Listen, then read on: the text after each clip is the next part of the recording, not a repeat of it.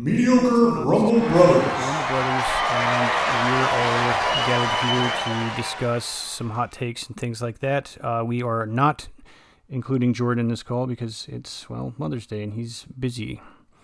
So we'll see him again at some point. But anyways, Udon is going to lead us through this conversation, so go ahead and take it away. Alrighty, yeah, we just had a couple different topics that we figured we're going to talk about because they probably couldn't carry us through an entire episode, but nonetheless, we feel like we want to talk about them anyways. So, combining them all, we can reach a full episode with it. The first thing we want to talk about is what makes a special edition of a game worth it? And I'm talking specifically about, like, it's self-explanatory, but, deluxe, ultimate, legendary editions, whatever you want to call it, all the different kinds of tiers of usually AAA games that come out with the additional content to them that you're paying additional money for. They have very much changed over the years from what they used to be. And whether or not for better or ill. So in today's day and age, what would make you guys pay for a special edition? In this hypothetical, just imagine it's for an IP you care about, not just any old game, but something you actually wanted. What's going to make you shell out that extra 10, 20, $30 to get the extra? What goodies would you want to see with the money you've spent? I've purchased plenty of special editions, and specifically because they come with physical art books. That's usually a big one for me. I just like looking through them. I tend to wait until after I beat the game to avoid certain spoilery type of things, because it's like, well, I don't want to see what the last boss looks like just yet, because I kind of want to be surprised by it. But I don't usually buy them if they're digital art books or digital soundtracks. I don't think I've ever bought a game for a soundtrack. It's mainly been for art books in general, or in some of the cases like God of War or Elden Ring, I did get the editions that had the statues with them. Unfortunately, I also got Callisto Protocol with the statue because I thought the statue was really cool and I had a lot of high hopes for that game, but womp, it ended up being like a 6 out of 10 type of game for me, even though it looked really cool when I have the damn statue now. But statues tend to do it too, but the price point, if it's $300 for a deluxe edition with a statue, then I kind of get a little like, do I want to have it? Do I have room for it? So statues and art books for me. I don't really care about stickers too much or soundtracks. Now, oh, sorry. no, go ahead. So it's like I was thinking, do you include deluxe editions as well? Yeah, anything above what you would consider a standard edition. Okay, because like in Night Rain, because I was like debating on like the Night Rain regular edition and the deluxe edition, but literally the only thing that the deluxe edition has is like an exclusive gesture that you can do, and it's just like prepaying for the DLC that's like gonna be in the future, and that's pretty much it, along with like digital soundtrack and art book. That's literally it. I think it's like an extra $10 or $20 for all that. It's like that. I'm not getting that. That's completely worthless. It's like unless, well, there's like no way to know because like the DLC is like in the future. We're not gonna know how much it costs. So it's like unless it like somehow knew it was gonna be, it's like getting the deluxe edition is cheaper, then it's not worth it at all. So it's like that. And I don't really care about any of that. I care more about like in-game stuff. The physical, I understand, but it's like I'm a little bit of a minimalist, so Corey can collect all the statues while I just only get statues of things that I like absolutely love. But What would be your price point for? Let's just picture. I don't know. The next Kingdom Hearts comes with a badass fucking Sora statue. How much are you willing to pay for it? I think I already did something like that. I think it was like around $250. Did you get a Keyblade? It wasn't the Keyblade. It was just some like exclusive, like Square Enix authenticated Kingdom Hearts figures. So like Sora, I think it's like specifically just Sora. They're like in boxes, so I don't remember like which ones I have and which ones I got for like GameStop and other stuff. So I believe it was just like in a an exclusive Kingdom Hearts 3 Sora action figure that I just left in the box. I was like, I'm not opening that. I was like, I just $250. Like, I'm not gonna open that and then like lose the pieces somewhere. So I was like, it was like 250 at the time. It was like I was really hyped up for Kingdom Hearts 3, and then I ended up like, I think it was like exclusive for a little bit, and then I bought like both versions for PlayStation and Xbox, but I think I only bought the exclusive for the Xbox because that's when I was more that I wanted it more for. But it came with like stickers, a little button badge, and then a few other, I think a steel book as well, and like some other things. I care more about the digital stuff than physical. Like, I don't care about the buttons and stickers. The same as Corey, it has to be like something like very special. Like something that's worth the amount of money and that I would want to keep forever. Because no matter like if the game, like the series goes downhill or something, I'll still be able to like look back at my physical objects from the game and still like find joy in them. Right. Every time I look at them. That's why I like the physical art book, is because like I want to sit down on the couch and like flip through them and stuff. If it's a digital art book, it's like, then I got to turn the console on and sit there with my controller and kind of, press R1 to move to the next page. I don't know. It just doesn't hit the same. Yeah, I mean the art books and the walkthroughs for like Pokemon and stuff, they're fine, but it's like I don't really care for something like that. It's got to be like something like I guess a statue, or maybe like a necklace that like the main character wears, or like a small version of like their main weapon, something like that. But it's like the digital soundtrack, I don't need that. And there's like I got Spotify, and then like the digital art books. So like I can see where people like that, but I don't really care for art books. I don't know who opens up digital art books on the regular. At least even if you don't look at them, you can still look at it on your shelf and be like, yeah, I have a thing that's real. The digital art book is just like a PDF file that you can just misplace somewhere on your computer, and you're just like, well, I don't know where the fuck that is anymore. And speaking of like the miniature weapons, like I do have a miniature, what is it, Isaac Clarke's laser cutter, the plasma cutter, whatever. It's got a little light on it. Yeah, see, little merch stuff like that is really cool. I know you said you didn't like, or not that you didn't like, but you didn't really, you're like whatever on a soundtrack. I love the soundtracks on the games. I've gotten quite a few special editions of games from IPs I like. I've gotten a special edition of Shantae. I've got a special edition of Senran Kagura. I've got special editions of Fire Emblem.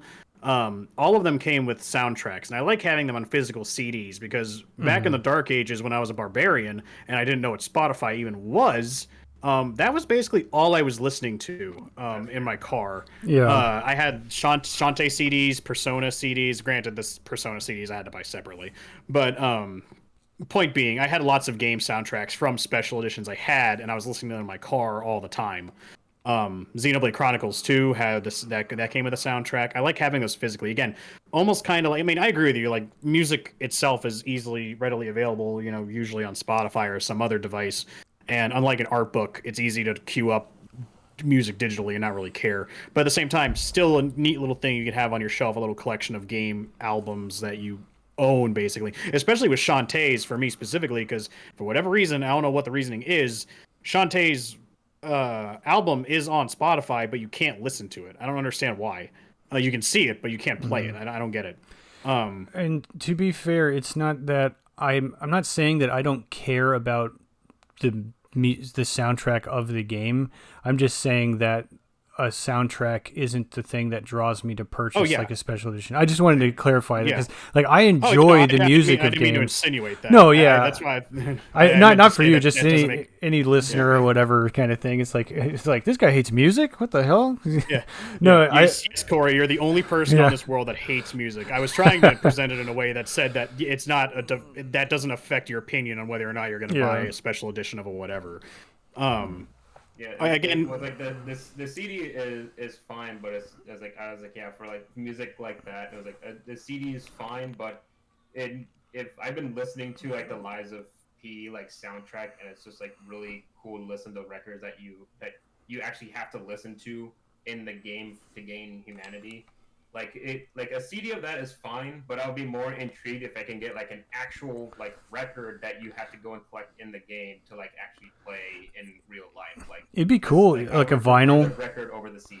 Like, yeah, if it was a soundtrack vinyl that came with the game on like a special edition, like that would be kind of intriguing. Yeah, I'd want that too. I love that music. Yeah, but like Corey, I'm also swayed by art books a lot of the time. I do like my art books. Like I have Senran Kagura art books. I had I remember if Shantae's actually came with an art book. I think it just came with the soundtrack. That was also just a smaller, like a deluxe edition. That wasn't like a super special edition. I remember when Overwatch first came out, it was one of the bigger special editions I ordered. Because at the time, I mean, I still liked Overwatch back in the past, don't like it anymore, but I wanted the super duper biggest, bestest special edition Overwatch one. And that one came with the soundtrack, an art book, like postcards, but the biggest thing it came with was a Soldier 76 statue. And it was kind of cool. The weird thing is it wasn't really colored. It was all just kind of like the same gray all the way down. I actually gave it to my friend John because he paints miniatures for Dungeons and Dragons and Warhammer. And I'm like, hey, you want to paint this? Add some color to this fucking thing. That was one of the bigger special editions. I think probably the coolest special edition I've ever gotten, and I just kind of got it by accident, was a Fire Emblem one. So I believe it was Fire Emblem Fates where they decided to go the stupid Pokemon route and make two versions of the same game, and it affects on like what characters you could get in the game.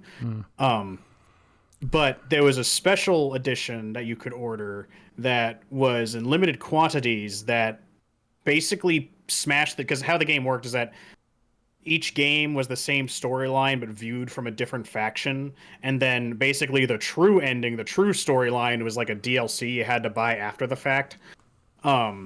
Which yeah, it's fucking dumb. But here's the thing: what made the special edition fairly highly sought after and popular. It was one cartridge with both games on it and the DLC on it, all in one. So it was the full experience. And I didn't even realize how limited it was. I was just in GameStop one time. I was going to pre-order one of them. And they're like, oh, wait, we have one of the special editions still out. You want that one? I was like, it comes with both games on it. I was like, sure. That sounds more convenient. Like, I didn't even think anything of it. And it came with that cartridge and I think an art book, like a DS carrying case, like a microfiber cloth for your DS and stuff like that. But that cartridge goes for a lot of money nowadays because I don't think there was very many that were even made for that game. There was just like a couple, like just a couple thousand were shipped to the US. Wow. And I still have mine. I think even like loose cartridge, that thing goes for like, I don't know, couple $100, I think. Damn. Just for the fact that it has both games and the DLC on the cartridge. But that was one I just kind of got on a whim. But that was kind of cool because of how much of an upgrade it was over just buying them two disparately, you know? It's kind of how I came across the Bayonetta 3 Special Edition, because I pre-ordered the game and then I went into GameStop and I saw it sitting on the counter. I was like, what the hell is that? And they're like, oh, that's the Special Edition. I was like, does that belong to anybody? Can I have that? I was like, let me get that one. They're like, well, it's $10 more. I was like, I don't care. And give it. it came with the art book, but it also came with a Bayonetta 1 and 2 case. And so it was kind of cool, but the problem was the games were digital. So it's like, well, why do I need the cases for the digital games? You had the prototype to the game key cards is what you had. Yeah, it's weird because like I think the same thing with steelbooks, right? Because steelbooks are cool, and it's like if you're pre-ordering the game and they're like, do you want the steelbook edition? It's like, yes, please. And then they give you the game card, or like they give you the game and then they hand you a steelbook, and it's like, why doesn't it just come in the steelbook? I don't want two cases. Yeah, it's very silly. Like my Final Fantasy 16, I think I have a Callisto Protocol steelbook. I have a steelbook for was it Tales of Arise, and just all my steelbooks are just the second cartridge or the second case that I have for stuff, and so it's just like it just takes up space on the shelf when I'm putting all my games together. So I've been taking some of the cases and throwing them in a closet. Because when I'm looking through games, it's like, oh, I don't want double the like bullshit to dig through. I guess I will. I love steelbooks. I just like the way they look and they feel. I almost cracked and ordered. I almost got one for Space Marine 2. I still didn't end up even getting a physical copy of Space Marine since I primarily play that for the multiplayer. That game But also Space had Marine a 2 statue. had, in hindsight, I probably would have, but I was at the time I wasn't really. I liked Space Marine, but now I'm like in love with Warhammer 40k and love that game. But I was almost swayed just for the Steelbook alone, and they had a bigger edition with like a statue, but I didn't really like how the statue looked. So I passed on that and just got it digitally. But in the past, special editions were really, really cool, and I feel like anything that comes with physical stuff, and anyone who shops at like limited run, they have like they always have special editions of like whatever the fuck they have coming out. Typically, always with like an art book or a soundtrack or just some trinkets or something. But nowadays, the special editions have changed a lot. So now we've gone from regular art books and soundtracks physically. Now they're just all digital. And then half the time when you're ordering the special editions, you're usually ordering like the digital soundtrack art book and then like a season pass, so the other half of the game you're not getting, and that you have to pay more for, that they're going to have on day one. And then typically some kind of weird cosmetic, or like if it isn't cosmetic, some weapon DLC that you'll replace within like 20 minutes of playing whatever game you're doing. So but then they'll charge you out the ass for it. And so here's a comparison, right? I think I was just thinking about this, and I'll tell you more of it behind this in a minute. But so Doom: The Dark Ages is around the corner. It's going to come out soon. So for this game's going to cost $70 on release. You buy the standard edition. I'm looking at it right now. You get the game, and then I'm assuming this is a pre-order bonus, but you get the Dark Ages Void Doomslayer skin. I'm assuming this is probably a pre-order like day one purchase bonus. So you get a skin with it. So you get a free skin for nothing. But then we look at the premium edition, which is $100. $100 you're gonna get that same skin. Oh, look at that, a digital art book and soundtrack. You get the Dark Ages Divinity skin pack, which this looks like skins for the demons. I'm assuming this is multiplayer stuff. And then Doom: The Dark Ages campaign DLC. They're already planning DLC. Like, it's like, hey, you want the other half of the game, you're gonna sell you. You got to get the premium edition. And then not only that, they have the standard edition, but you can get the standard edition and the premium upgrade, which is $35. You save $5 by just buying the premium edition.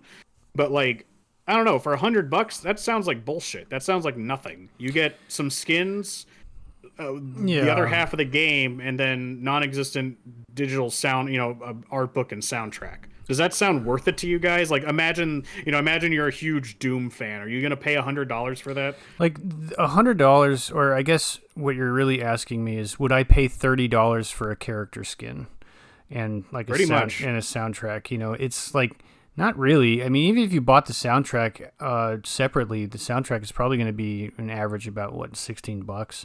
And then you have an art book, of course. Usually those run about $30 themselves in a physical print. So, I don't. Again, I'm not going to interact with the digital art book anyways. And then the digital soundtrack will forever live on my console or something, unless I can somehow download it to my computer or to move it to my phone or whatever the hell I'm going to struggle bus with to listen to music from instead of the app that I already use. It's kind of weird, I guess. Those things don't really move me. A skin for that much money is crazy. I just couldn't do it.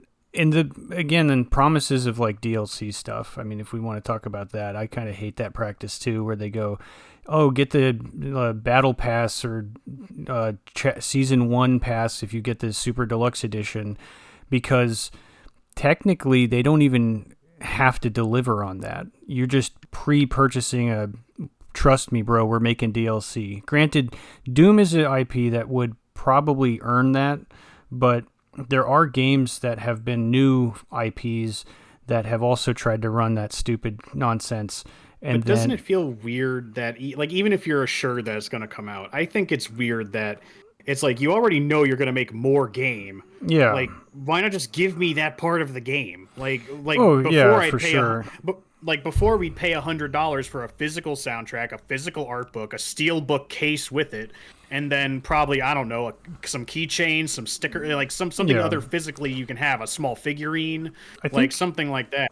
My regular keychain still has the bonfire from like Dark Souls 1 or 2 or something. I can't remember which one. Maybe it came from 3. Who knows? One of the Dark Souls games came with a metal keychain, and it's on my actual keychain, and it still is. And then I got a keychain from Armored Core 6, and that one's on my backpack because it's like like a poster or something, like Yeah. just something real, not just like more Well, the other half of the game you're already buying and something yeah. non-existent. I mean, I kind of like don't like the announcement of DLC anyways before the game is even released, because you're just telling me that you don't have the whole thing, and it's like, why don't you wait a second, release the game? And I don't know, maybe because I'm not a part of that world, so maybe the marketing department knows something I don't, and they're like, well, when people know that there's DLC, they tend to buy it more. Like, that has to be the reasoning behind it, right? Otherwise, why would everybody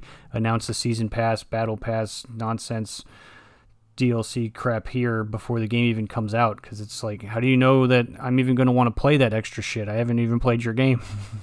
Yeah, and then not to mention that a lot of special editions, if you do end up even getting them physically, that actually come with the physical stuff. You have the Uno reverse card, where you get a bunch of physical goodies, and then you get a receipt with a code to download the fucking game. Yeah, the game's not even get the fucking game. Death Stranding does this with like their super edition. I'm pretty sure the Dead Space remake did it. Like, you get the special edition with that. It came with some cool goodies, but then the game wasn't even real. It was a download code. It was like, what the fuck is this? Now, I would say, I will give it to Bandai Namco for this. I got the super edition of Tales of Arise that came with the statue of the main characters, and that was cool. And it didn't make it to my house on the release day, so they emailed me a digital code anyways so I could download the game and play it on release day, even though the physical game was still in the box that was coming. So Bandai just gave me a free copy of the game because their shipping department didn't get it to me in time. And I was like, that's really cool. That was cool. Yeah, I mean, that's nice. I mean, I wish fucking GameStop, well, it wasn't really GameStop's fault, but I couldn't play fucking Xenoblade Chronicles X Remastered. I do kind of get release date. frustrated with these super editions, though, that you have to buy directly from the fucking company. Well, I don't even blame. I'd rather have that than not have them at all. They're just like not thinking that it's worth it. But like, because I was gonna have to do that if I had bought the Space Marine one. I was gonna have to order it directly from Nordic, I think was the people. Yeah. Yeah, you had to go right on their website. The only other time I did that is when I got Baldur's Gate 3. You had to order it directly from Larian. But the thing is, I paid the same amount of money you would have paid for the digital version of Baldur's Gate 3. But when it got here, granted, it took forever. But when it did get here, it came with stickers, some patches, an art book, the soundtrack, a fucking poster, and that was all just like included. Like, that wasn't like a deluxe edition. That was just like the base physical edition. Not to mention, like, a lot of indie games that come out that have physical releases that only cost like $40 or $50 will still usually even come with a small art book or something. Hey, I bought that Farmagia game. That came with an art book. That came with a bunch of extra little goodies in it for just the price of the game. It was only $50. Yeah. I usually real. And I was gonna say, I usually look in the glass cases at GameStop to see what kind of little boxes are in there. That's how I ended up with Dungeon Munchies, and it came with a little acrylic standee of like the characters and stuff. I like those too, the acrylic standees, because acrylic standees are cool. They don't occupy too much space, and they look neat, and they're really clean looking. But that came with stickers and stuff too, and I think a soundtrack. It came with it's like a notepad or something, but either way, like, I'm not going to use the notepad. I don't want to like ruin it, but it's something you could cool. It's just something you could like pose and show off. If it's like a nice looking notebook, put it up on the shelf. There you go, looks nice. Yeah, I suppose just something simple like that. With the collector mentality, because like I got shelves of a bunch of shit everywhere, and so it's kind of nice to have something to like set down on the shelf and be like, hey, look at this, The benefit of physical things is that it's something that unique that only you have, because most digital things you can just upgrade your standard edition to get those other things. Because like eventually they'll release like, oh, here's a pre-order bonus that you probably didn't get a year later after this game was released, or the upgraded editions. But like the physical stuff, you can't do that, because like once that sells out, it's gone, and they're not gonna remake it again. Because like there was also some things about releasing things later on, like the DLC, like as you said, like they don't have to make a promise on that if the game doesn't sell well. Yeah. But there's also the like Borderlands 3 had like a bunch of editions, and then it was like, oh, here's the Ultimate Edition, and then it was like, here it comes with literally everything possible that you can get with the game. And then later on, they released some extra stuff, and then they made a new edition on top of that one, and then a bunch of people got pissed. It was like, I bought the Ultimate Edition. I was like, why is there another edition when this one was supposed to have everything? Yeah, I think it was like it's like Borderlands 3 Ultimate Edition, where it came with the game and all the DLC or something. Then they came with like the Vault Hunters box that was like all 3 games and all of the DLC for all 3 of them. It's like, well, if I'd known that was coming out, I would have bought that. Yeah, I wouldn't have. Yeah, why did I buy the other thing? Yeah, so I think special editions are becoming more and more lame. Not to mention they are more rare nowadays, at least in physical format. I mean, I see them all the time on the digital front, but it's always the same shit. It's always digital stuff. It's always like a season pass or DLC. Like, it's never anything interesting. Like, the last time I looked at it was Baldur's Gate and Space Marine. Yeah. And I just, and Nintendo hardly ever does like special editions. Hardly. Not saying that they never do, but like, I don't know. I like special editions. I really wish I wish they were more cool. I mean, hell, there was in a different vein. I remember when my Xbox 360 was shit in the bed and Halo Reach was coming out. I went out of my way to get the Halo Reach Xbox 360 because it was cool. It was a special edition Xbox 360. It was neat. And when you press when you turn it on, it made the shield power up noise from Halo. It was cool. I think that you could say that like Nintendo doesn't really do it with the games, but they do it with their consoles. Yeah, because the only Nintendo game that jumps to my mind that had special editions was Xenoblade. Xenoblade and Zelda, because I got the big box Zelda games that came with like a plaque and the art book and stuff. And like the Breath of the Wild Switch holder that. I continue to use that as my main carry my shit around bag that came with Breath of the Wild. But yeah, that was I like special editions, but they've gone downhill, and I wish they would. But this is also tied into the death of physical media, so that's just because I can't justify buying a digital only special edition because it's not special. No. And the other thing too is like I will never pre-order a digital game because it's not going to run out. Why would I ever do that? And something else they're trying to do with these is like pre-order the game now and you could play it like 12 days earlier, 3 days earlier or whatever the fuck. But it's like, yeah, that's cool if I was like 14, but I have a job. I'm not going to be able to play it until the weekend anyways. Right. It's like, cool, I got it on Tuesday. Can't wait to wait longer. Right, exactly. But I guess the pre-install would be much nicer. At least give that to everybody. I mean, if the game's fucking coming out, let me just pre-install it. Like, I'm tired of this shit. Cool. I literally waited 20 hours to play a fucking Xbox game because I was waiting for it to install. And it's not even a new game. I was like, it's like, man, I wanted to casually do this. And now I'm just like, fuck this shit. I'm going to play PS2. I mean, and to that, what kind of spawned what I was thinking about this is that my friend Tim was kind of having a conundrum where, same thing, concerned Doom. He's a big Doom fan, and he was wrestling with himself whether or not to get the special that premium edition of Doom that I was just talking about for $100. And the reason he was wrestling with it because he has Game Pass. The game's going to come to Game Pass when it releases, so he doesn't have to worry about actually buying the game.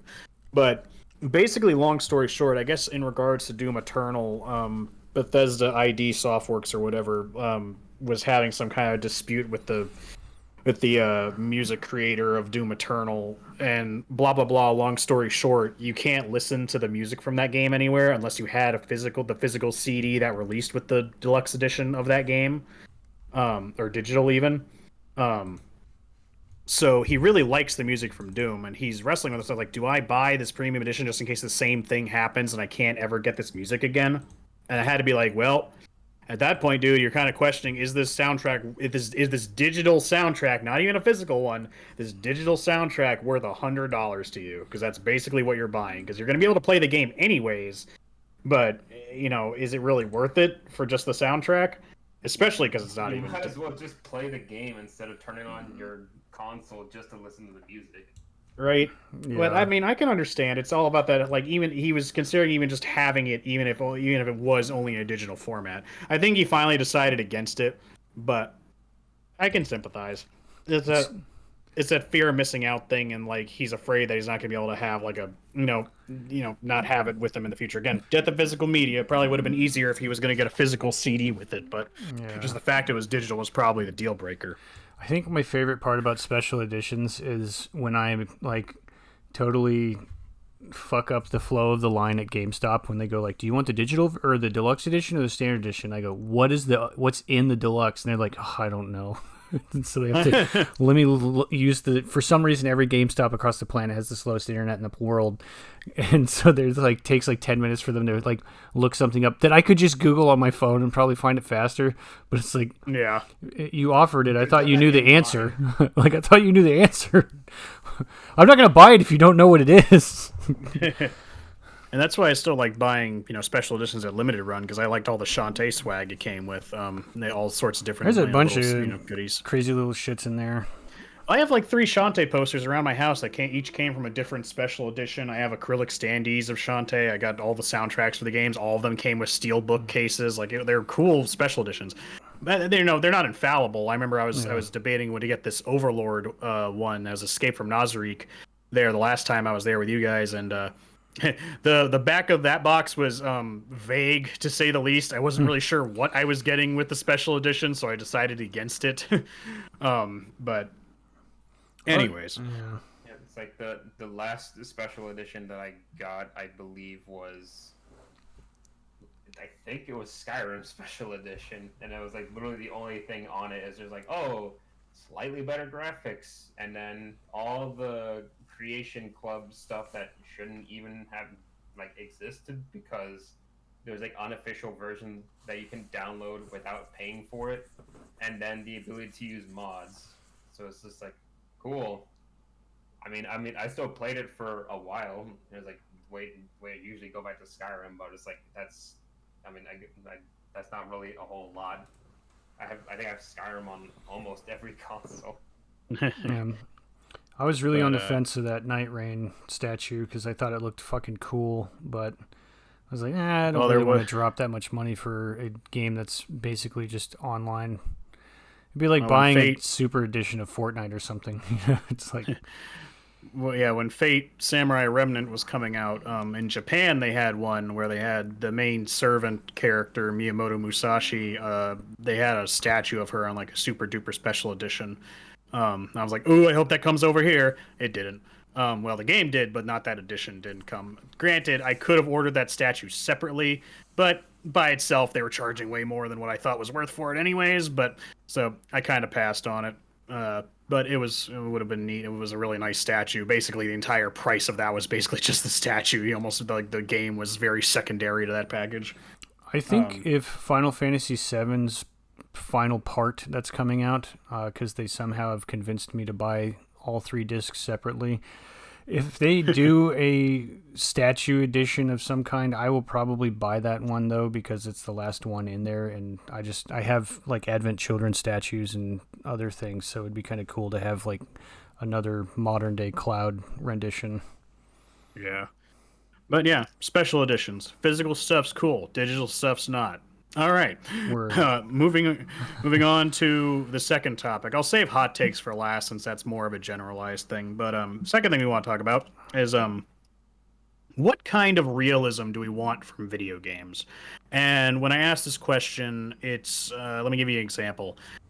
So let's say, we were playing Skyrim. Let's just say that we were playing Skyrim, and when you're playing on a harder difficulty or something, or even you're in the higher levels, some creatures take like 100 million slashes to kill. When it's like, I'm stabbing him with a sword, he should be dead within a few swings, right?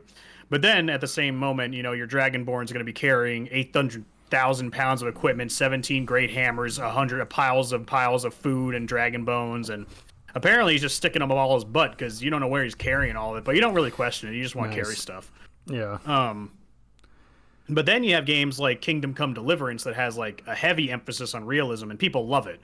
But I feel like a lot of the stuff that Kingdom Come does, people wouldn't tolerate in other games. People tolerate it because it's Kingdom Come. They're coming to that game specifically for that experience. Like, I guess, to be blunt, it's like you come to Kingdom Come for that experience, whereas when you want to play Skyrim, you want to play Skyrim.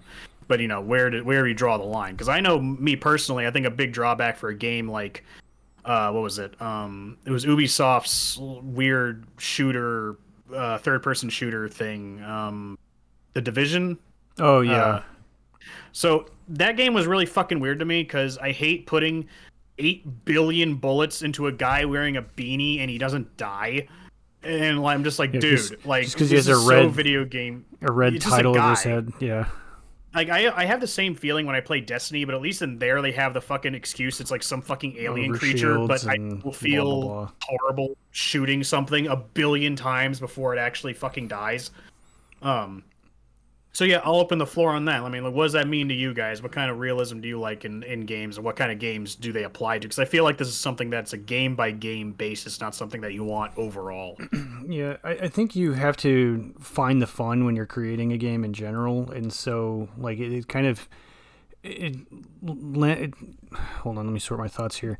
It's about game feel, I guess, because like something that's interesting is when you play Call of Duty on easy, like the computer is stupid as shit, obviously, but you feel awesome because you're getting headshots and enemies are dying. Now you're going to get headshots in general and they're going to die on like veteran mode, but on veteran it's like hit scan aimbots on you all the time, so it's like I can't engage with them that much. And I've beat Call of Duty on veteran plenty of times. It's just I was doing it for the achievement, I guess, rather than like doing it because I was having a fun time. But like when you play those shooters and you swap the difficulty out, where enemies are no longer bullet sponges, you feel like the game works like a real world would. And then on the other side of things, where there's certain enemies in other games, like let's say Gears of War, for example, when you're shotgunning a certain enemy and it's like, why the hell isn't he dying? And then you get dropped like really quick. And again, it depends on the difficulty you're playing. So it really is like a find the fun part, because Kingdom Come, I love that game. And it was, he's hungry, so you got to feed him. People treat you bad when you're dirty. And so you go take a bath and you're clean now, and if you wear nicer clothes, people treat you better and you get discounts on like items.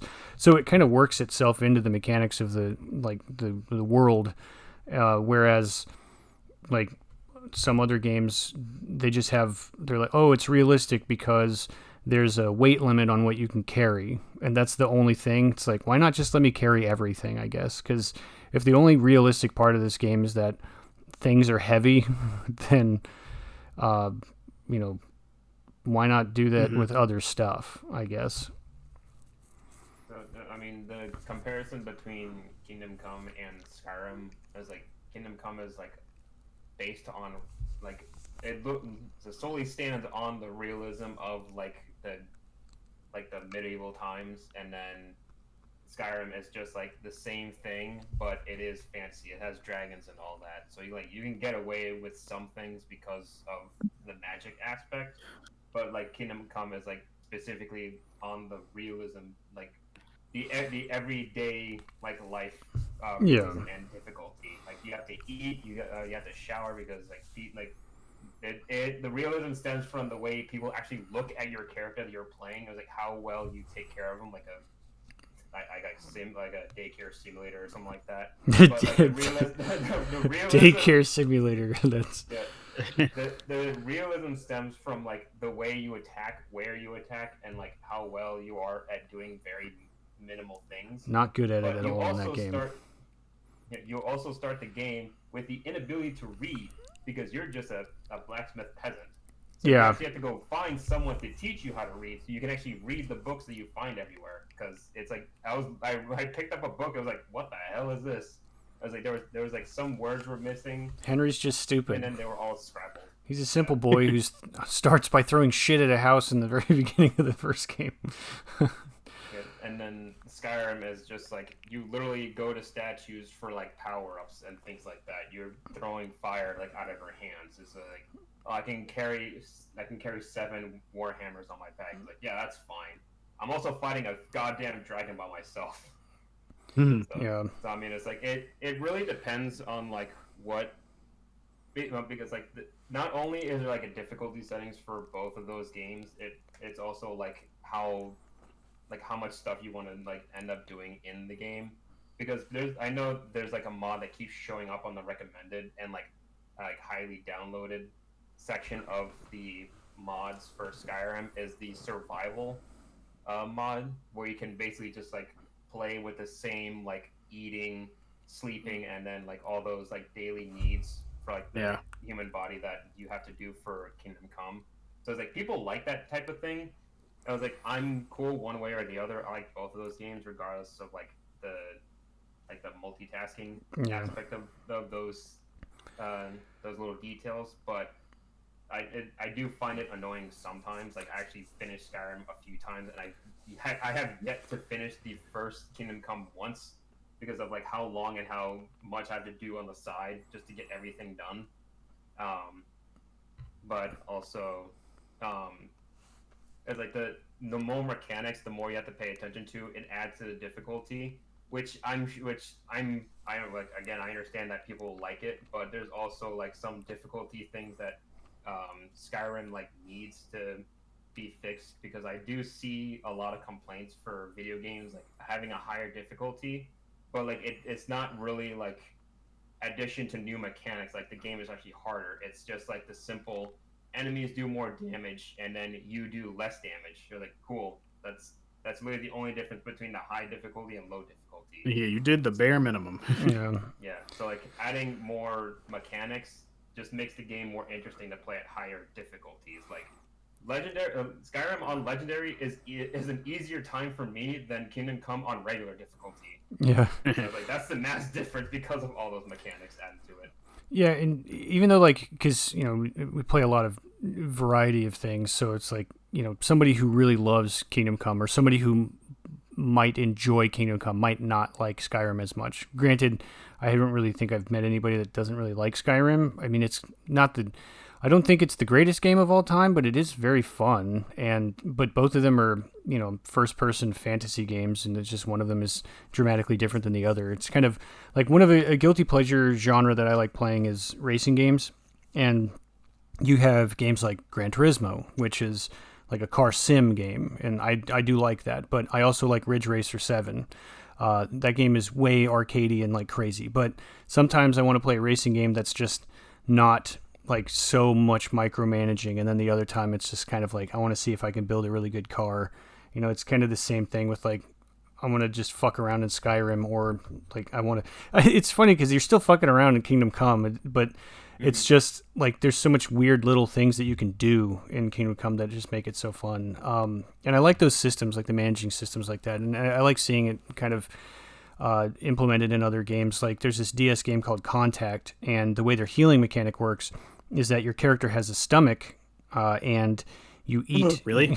Well, you eat things to heal, and things occupy a certain space in your stomach. And so, unlike Skyrim, when you're fighting and you go, hold on, let me eat 1,000 wheels of cheese real quick. Like you can't eat everything in your inventory to heal. So some things might have really good healing. Or maybe you don't have that good of an item, but it occupies a lot of space in your stomach, but it heals you for a little bit. But you also have to digest it. So I really like that mechanic for the character, because you see how full you are, and it's like, shit, I shouldn't have ate the burger because I'm like still getting hurt and I have to digest this. I needed to find something. Full. Yeah, I get it. Digest in this. I think the save points are bathtubs. Yeah. I think the save points are bathtubs or something. But that game is a quirky little DS game that's like super awesome. It's Atlas as well, so it probably lends to it. But I think something that will surprise people if they haven't actually engaged with Metal Gear Solid Snake Eater, which is Metal Gear Solid 3. That one I think is probably my favorite in the franchise. I do like Sons of the Patriots or whatever, the fourth one. That one's really cool. But Snake Eater 3 is really good.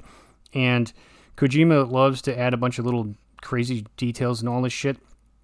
Like Metal Gear Solid 2, if you're out in the rain too long and you go inside, Snake could sneeze, which would alert enemies, and you don't know when that's going to happen, which is kind of annoying, but neat, I guess. In Snake Eater, you can get injured, and you have to set your wounds, so you have to like find bandages, and you got to be careful because there's snakes and spiders and other animals in the fucking bushes. Well, I certainly hope so. Yeah, so because you're in the jungle, right? And so like you're climbing through a cave, and a fucking tarantula is, and this is on PS2, by the way. So like a tarantula comes out and bites you, and now you're poisoned. So then you have to like treat yourself for being poisoned, and then you move slower if you have like a fractured leg, so you have to make a splint, and so you're gonna have to manage snakes like overall health while you play through the game, rather than it just being a third person, like, I guess, stealth espionage title, because Kojima likes to invent genres or whatever nonsense you want to call it. Well, that's actually a great example of what we're talking about because, well, not, like as you said, it's a PS2 game. Kojima's a fucking insane person and wants to incorporate all this new crazy ideas he has for video games. I mean, I was already impressed with the amount of like how smart the AI was in Metal Gear Solid 1 when we were playing it, because they saw like footprints in the ground and shit like that. Like, I thought that was insanely like intelligent for a PS1 game. But the when I say it's a good example, it's like you listed all that stuff that's in the game, and people put that in. People think that's really cool, that's sophisticated, that's neat.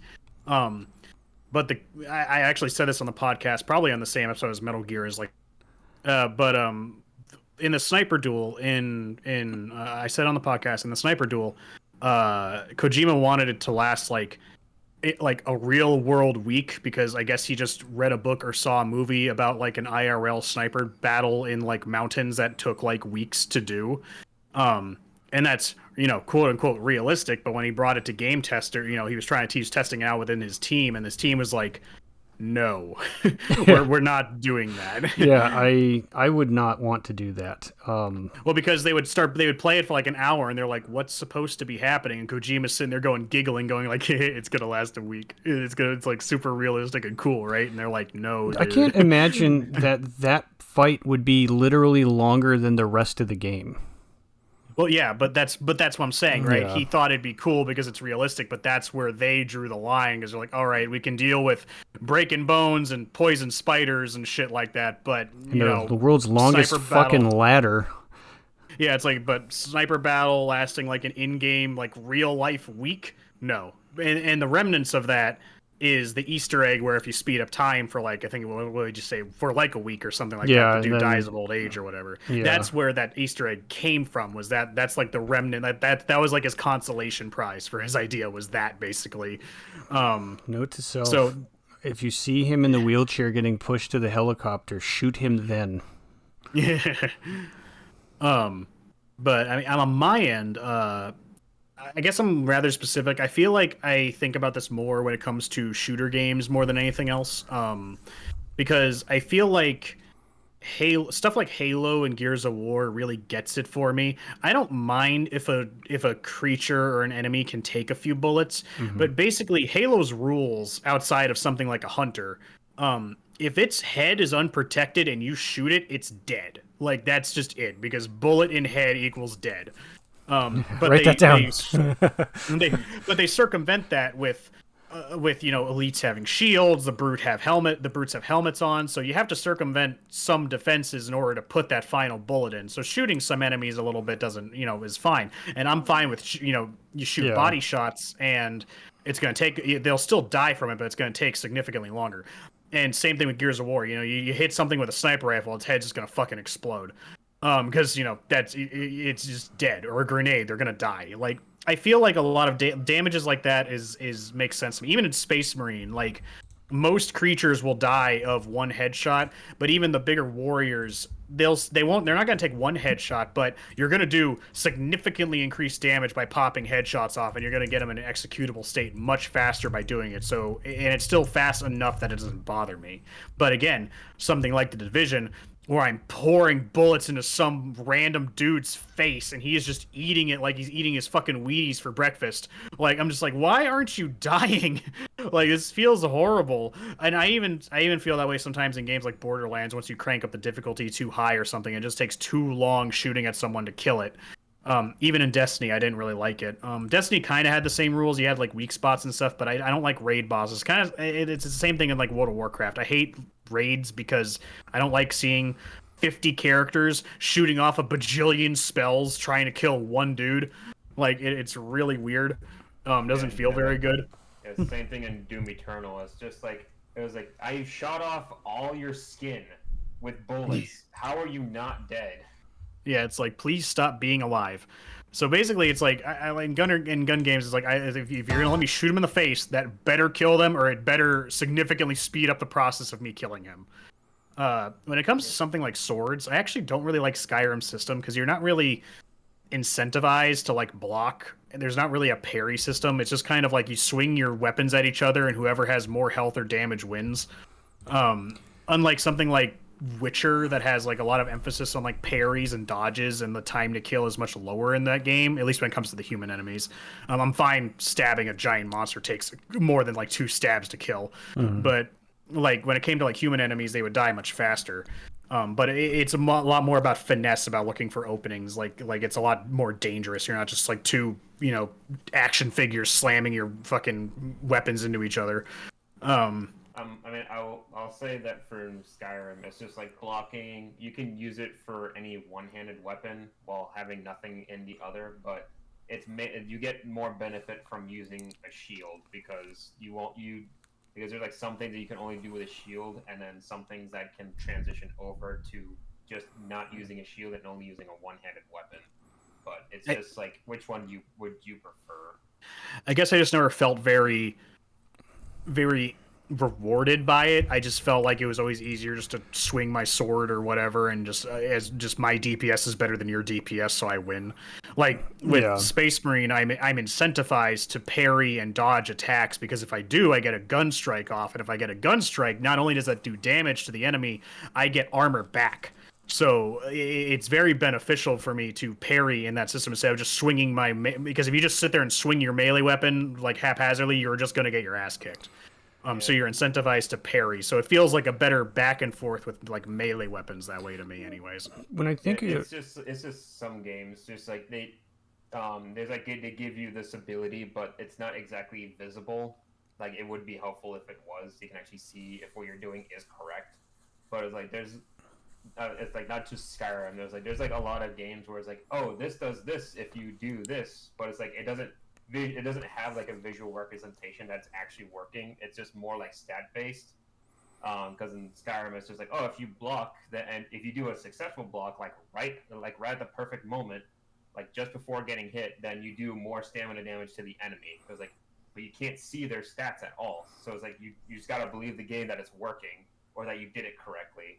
So it's things like that. It's like I don't see it in just Skyrim. It's mostly other things. It's like it would be easier to believe that it's useful if I can actually see it working. Yeah, I'm just picking on Skyrim because people have a lot of experience with that and probably know what I'm talking about when I'm saying all this stuff. So, but yeah, it does apply to more games than just Skyrim. I just want more finesse and more like parrying and stuff incorporated into like melee combat systems. In terms of quote, I'm talking about rewards, but again, it's also more realism. You don't want to get hit in a melee combat. You want to hit and you want to dodge and parry stuff. You don't want to get stabbed. When it comes to like weight systems, I feel like is kind of what sticks in my craw the most, because it's almost like we want to be unrealistic in the fact that because you want your character to be able to carry more than their clothes, their weapons, and like some change in their pockets, because realistically, unless you have a backpack, that's about all you're going to be able to carry on you at any one given time. I mean, in real life, we get burdened by 2 bags of groceries, so like, who knows how much fucking 3 sledgehammers is going to cost you carrying around. But like, we have that, but the Dragonborn carry around all that and an entire house worth of fucking groceries. But we still have a limit. It's not a realistic limit, but it's a limit in order to have some kind of limit. But I'm like, the limit is so high. Why do I even have one in the first place? I feel like Ark Survival Evolved is also really bad at this too, because it's like I can carry 8,000 pounds of meat, several trees, and some stones, but that's where I cap out. It's like, if I can already carry this much, why do I even have a cap in the first place? Yeah, it's like just tell me I have an inventory limitation on the amount of items I can carry. Don't just give me a weight limit, because I know what they're really trying to do is just make it so that I don't have an infinite inventory pool, but they're designing it in a way that it's like, well, it makes sense because it's weight, right? And it's like, but some things don't cost any weight. Like key items don't have weight because I need it for a quest. So either, Resident Evil occupies an inventory space with quest-related items, and that feels good because it makes you manage your... You manage to, like, you have to manage your inventory. That's part of the game. So why can't I go like, oh, you need to take this item over to blank, and then you're like, shit, I got 3 dragon skulls in my backpack and I can't carry that. It's too heavy, but I mean, when we were playing, no, go ahead. No, I was just gonna say, like, if you're gonna have a weight system, like, why not apply it to everything? I can't remember what game I was playing that the weight of arrows actually counts, so you can't just have a billion arrows. Where I think in Dark Souls, when you buy arrows, they don't have any weight. No. But like you brought up Resident Evil. It's actually kind of a good point or a good example of how I kind of like it. If it's going to be a limitation, I'd rather it be like a crucial game mechanic. Because going back and playing Resident Evil Remake, I could realistically expect that Chris or Jill could carry 2 weapons because they typically have like the pistol on their side and like one of the things on their shoulder. But then, carrying around sprays or keys or, all this, like even plants, really, they have a bunch of satchels on them, because they have their police gear on. I could realistically believe that they are carrying around most of that crap with them. Mm-hmm. But you only have like, 7 inventory slots. So that makes sense to me. That's like realism working in advantage of making inventory management a game mechanic, with which you have to overcome. And some items are bigger and occupy more space. Yes. So like that makes more sense to me. And it ends up being fun is a strong term, but an interesting game mechanic that you have to balance, right?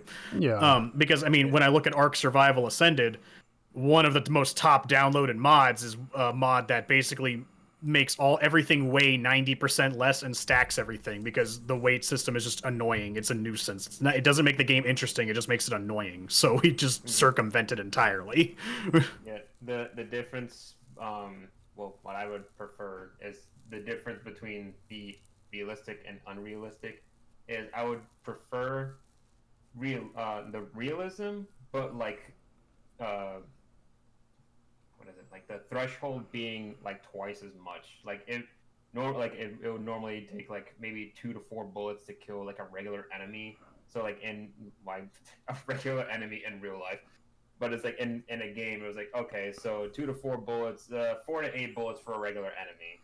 In real life, I'd be able to carry the 250 pounds worth of stuff. So in the game, I should be able to carry 500 pounds worth of things.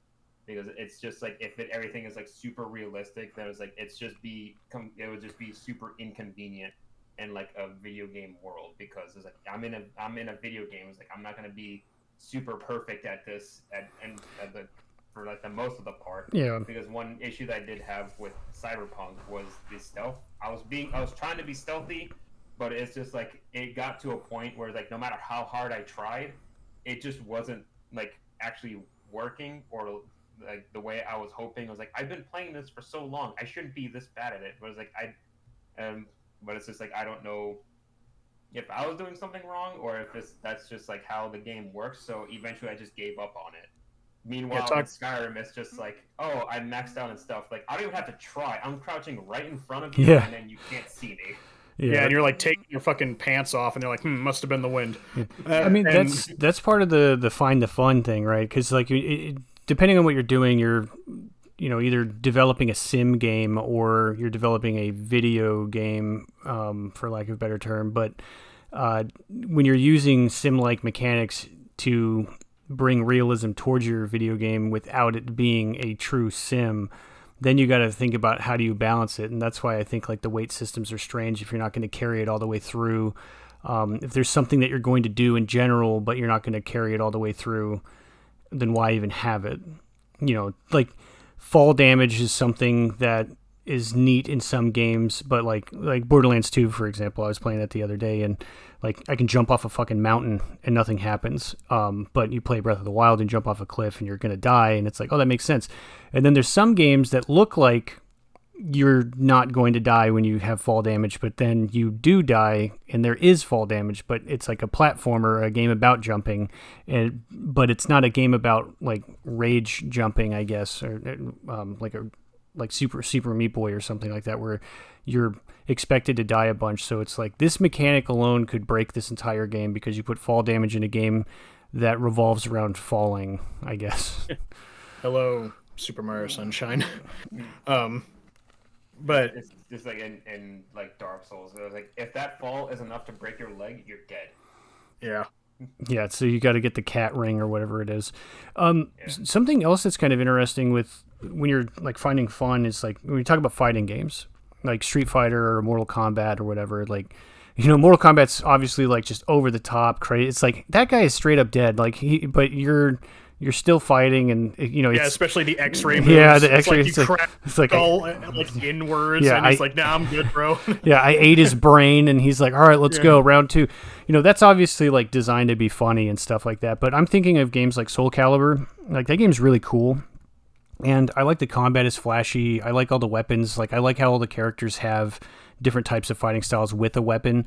But if you got hit with one of those, you'd probably die immediately. Nightmare is gonna cut everyone in half in one swing. Like, but it's still fun to play and do the combos. But a game that I really wish would get a comeback is a game called Bushido Blade, and that game is on PS1. And I have Bushido Blade 2. I bought it in Japan. I need a Japanese PlayStation to play it, but I used to play these games all the time when I was younger. And that game is like, you could kill them with one sword swing if you time it correctly, because you could just cut their head off, or you can cut their arm off or their leg, and now they're limping or whatever. And so it's a game about like timing who's going to swing first kind of thing, and it feels really cool. The only game that I can think of right now outside of this indie developed game called Hellish Quartet, or Hellish Court, I think, because it's like a fencing simulator game where they actually like mocapped a bunch of like sword moves and stuff. Deadliest Warrior released a game on PlayStation 3. They released 2 games, and that game is the closest thing to Bushido Blade that I've played. And it's so funny because you play as like the ninja and you get a blowgun, and if you hit them with it, they're poisoned and you just run around and they'll die because they're poisoned. Or if you're the pirate, throw a grenade. Yeah, you use a gun or you throw a grenade. Or if you're the Viking, you got the double spear throw, and you can if the RNG's in your favor and you hit them right in the face, they're freaking dead. It's like I like that mechanic too, because that makes the game so fun. I think that's what I like about Chivalry as well, where it's just, I think I was running around. That one was me, you, and Jordan. I think we're running around close range with arrows instead of being in the back line, because we just had arrows cocked and running up and shooting people in the face. It was so funny. But that game I enjoy. Or was it Mountain Blade? I think is another one where it's kind of like realistic physics and kind of combat in a strange sense, but it makes it funny, and I think that's what I like about those more, because Soul Calibur, they make all these characters like super cool, and they got backstories, and they got all this flair to them. It would be kind of unfortunate for Zasalamel or Raphael or Kilik to come out, do his cool little backflip moves, and then get killed immediately, and then you're like, oh well, all that flair for no reason. You talking about the Bushido Blade reminded me. I recently beat Ghost of Tsushima, or how I prefer to call it is Ghost of Sushi. I loved how the melee combat worked in that game. Because, yes, you can get upgrades to your health and stuff, like, down the line in that game, but ultimately, throughout the entire game, if you get stabbed, like, 3 or 4 times, you're done. Like, you're just dead. So the game is, like, all about parrying, and, again, your power scaling kind of keeps up with the more advanced enemies you're going to be fighting. And, like, so when you're fighting everyone, as long as you're parrying and getting the ripostes and stuff, like, you're still going to kill them in like 2 or 3 swings of your sword, because that's just how swords work. They typically kill in not too many swings if you're landing them. So it felt really good how the melee combat. Not to mention that arrows are really overpowered in the late game in that game. They do kind of try and not let you carry too many at first, because again, some of the more annoying enemies to fight were the Ronin, lightly armored, but unlike a lot of enemies, they like parried your attacks way more and dodged a lot. But arrow to the brain, still gonna kill them. So you just shoot them once and they're dead. I think that's my favorite ad in like recent years of games is the bow mechanic. I mean, Ghost of Tsushima, Last of Us, anytime they give you a bow in a stealth game or a game that has the optional stealth, it's like, this thing is going to be fucking awesome, because it's just going to get me through so much. But that's the thing, right? It's almost funny. Like, unless you're spec'd into it in something like Elder Scrolls, you can shoot someone in the face with a bow and arrow and just see it sticking out of their eye, and they're just still running at you. Yeah, Like, what was they that don't noise? fucking care. Yeah, exactly. Must have been the wind. But like, so that's what. So unless you're spec'd into it in Skyrim, because that's the other side of it, right? Is that Stealth Archer Skyrim is the fucking meme because you just literally it doesn't even matter if you get a headshot, you just shoot them in their big toe and they'll just fall over dead. Well, that so- was the big selling point of Resident Evil 4 was that you could shoot a weapon out of their hand, you could shoot them in the leg and they trip, or you could shoot them in the face and it blows up into a giant flower tentacle monster or whatever the fuck it is late game. Like, Yeah, it does, like, even you can even shoot weapons out of the air if Yeah. they're being thrown at you. and it feels good. But it's useful. Yeah, it feels really good when you like execute something like that too. And it's also like something that I just thought of is that like realistic-ish gore in like Left 4 Dead 2, because like different weapons will do different kinds of damage to the zombies, and like you use a shotgun, like the pieces of their body are gonna fly off. But then if you use like the Uzi or something, you're still gonna die, but they're not gonna have like chunks of them fall off because it's not like buckshot, blowing them to pieces or whatever. But just all the different kinds of damage you can do to the zombies, like all different sorts of them can like fall off depending on where you shoot them at. So it's just nice to see that kind of like feedback for your damage dealing to them in that way. So I guess it's like less wanting realism in games. I guess most creators have to ask themselves is like, if I'm going to impose a limit on the player, like for realism's sake, does it lead to an interesting game mechanic which that we can play around with, that the core game loop is going to revolve around, or is it just going to be a nuisance? Like in Resident Evil, the inventory management's like one of the staples, but in Ark, the wait system's just kind of annoying. So like people don't even want to use it and mod it out of the game. Well, before we jumped on to do the episode today, I was talking to you about I was playing that Extinction game on PS2, and I believe the team, I think that the studio that worked on it also went on to make Fear and stuff, and so that's kind of what intrigued me to play it.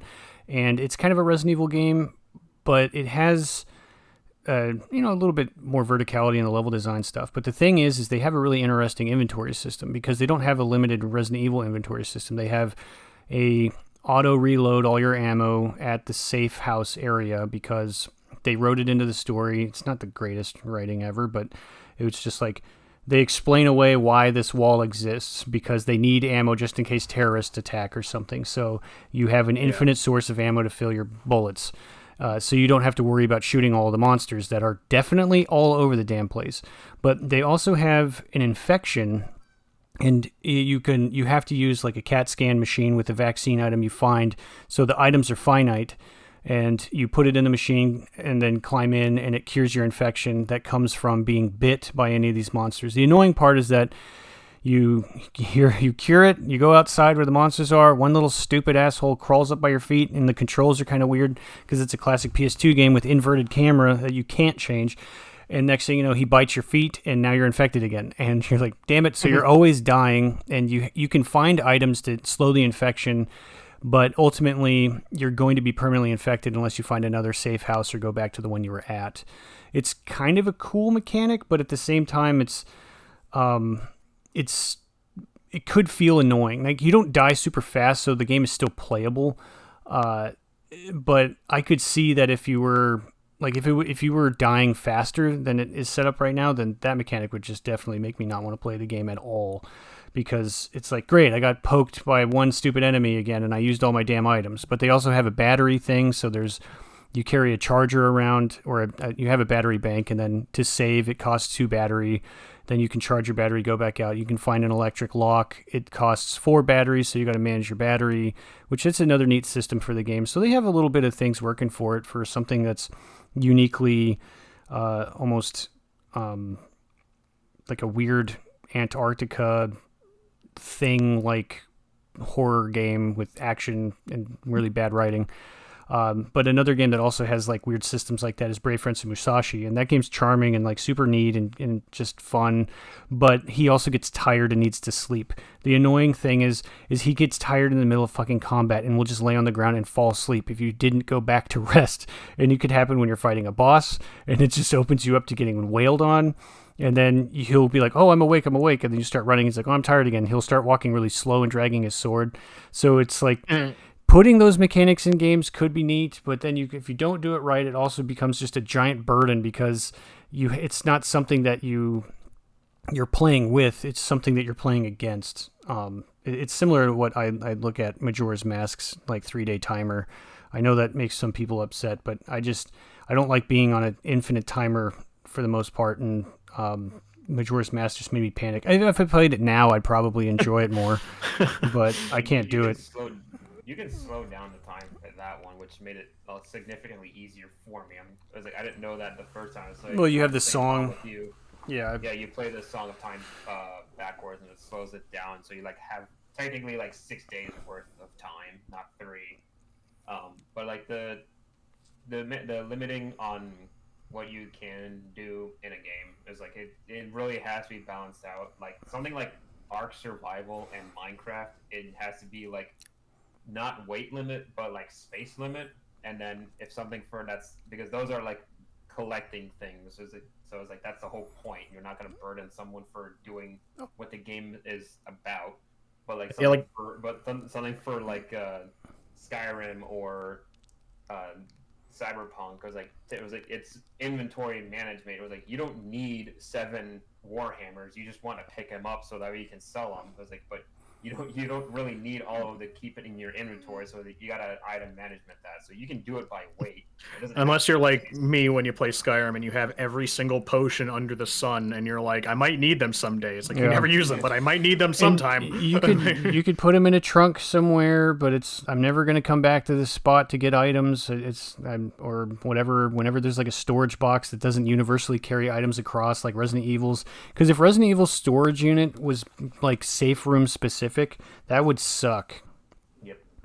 I mean, yeah. Isn't it safe room specific because that's how the first ones were? It's not how the newer ones usually are. No, I think the original one, the items carry over. It's not like, oh, I have to go to that one because I put my ammo in that one. Oh, okay, that's what you meant. Like that would really suck. It would just it wouldn't be fun at all. So I mean, I'm glad that they do carry over in some way, but like you actively have to engage with the storage box because you're limited inventory, and you know if I had to also actively engage with that, it becomes a hold on, let me carry the groceries from the car to the table, and then come back and get more groceries to the table to the grocery, and that's why it's like it wouldn't be fun if I had to keep going back to a save room to move all of the shit to the next one. It just would be annoying. So, like, to put what Edwin, you just said, comparing Minecraft and Ark, like, if I could just expound on that. So it's funny because Ark does have a weight limit, but Ark also has an inventory limit. But the thing is, the inventory limit is so absurdly high, you'll, like, never, ever, ever hit it under normal circumstances. So it's weird that they have it to begin with, but Minecraft's introduces a fun like aspect to the game, I think, or at least a decision-making aspect, because it's like in Minecraft, when you go down into the mines, you're going into a cave or whatever, and you're just going and you're collecting stuff as you go, and then you might hit a mine, you might break into a mine shaft or some other biome or something, and you're collecting things, but at some point you're going to replace all that cobble that you're mining with a bunch of other good items. But you're like, oh man, I just found another mine shaft, but like I have all this fucking stuff on me. Like, am I gonna keep going forward? And because I'm gonna have to decide what I'm bringing with me and whatnot, because I'm like really far away from base. If I die, it's all gonna sit here and I have to run back and get it. Like it gives you a decision making whether or not you need to keep going or turn back and bank what you have before you keep going forward. And that's the difference that I was making. Is Minecraft has an item space limit, but it doesn't have a weight limit. So it's like you can get 64 of each. But as you said, Ark has a weight limit, but it doesn't have. It has a limitless item space. So it's like there's no point for the limitless item space since you have a weight limit. So it's like it's one or the other. I don't know why you have both. Yeah. No. Since you it's a survival thing, so you got to collect a bunch of stuff. So you might as well just have the item space and no weight limit. Yeah, and like and I was pretty sure that was like the point you were making, right? And I'm just pointing out why Minecraft's version like adds to the game, whereas Ark's is a nuisance that people mod out of the game, because quite frankly, the only time you're going to be putting that many resources, like heavy resources, on your character is when you're building your base, and wood and stone and metal takes up a lot of space and like a lot of weight in your inventory. And people are like, well, you get dinosaurs to do that for you because some certain dinosaurs have like reduced or have like weight reduction on certain resources. I'm like, yeah, but you only get that like mid and late game. Like starting out early is really, really hard and really, really slow and aggravating to the point where it's like you're only building like one wall at a time. If you want like a bigger base, it's a real pain in the ass. But then you like snowball to the point where weight isn't even a problem anymore, because anytime you're finding shit, you're just offloading on your dinosaur, which can hold like fucking 30 times more than you can. So like weight, it usually doesn't even become an issue after a certain point. Like at like mid to late game in Arc, like stuff like weight and food and water, they just become nuisances because of how easy they are to satisfy. Whereas in Minecraft, it's always a problem specifically because of the inventory limit. So it's like, are you going to give up your stack of carrots and just hope you can finish your adventure, or do you really want that that stack of iron? Yeah, that's why I like installing a specific mod to it makes sense for it to be in there. I don't know why it's not like an actual like thing in the Minecraft base game itself. It's just a mod to add backpacks.